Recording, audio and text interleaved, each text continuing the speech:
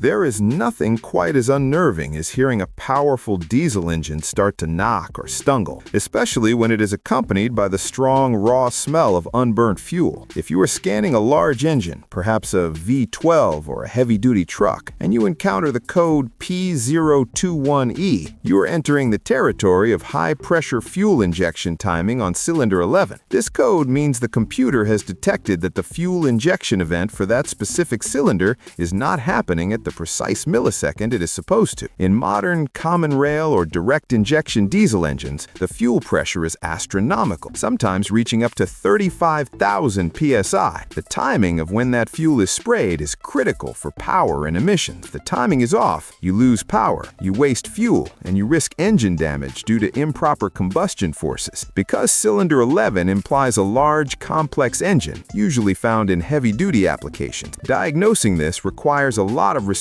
for the safety procedures. The pressures we're talking about here can penetrate skin, so never crack open a fuel line while the engine is running. The problem is often electrical rather than mechanical. You will want to inspect the wiring harness leading to the injector solenoid on cylinder 11. The vibration from these big engines can chafe wires or loosen connectors over time, causing an open or short circuit that throws the timing off. If the wiring checks out, you might be looking at a failing solenoid on the injector itself, or a problem with the crankshaft or camshaft position sensors, which tell the computer when to fire. If you have a scan tool that allows for bidirectional control, try to disable that cylinder to see if the engine tone changes, which helps confirm if that specific injector is the culprit. Since this system relies so heavily on the timing chain and high-pressure pump, any rattle or noise from the front of the engine should also be investigated. This is a serious code that demands a careful, methodical approach to ensure you get that beast of an engine running smooth and clean again without compromising safety.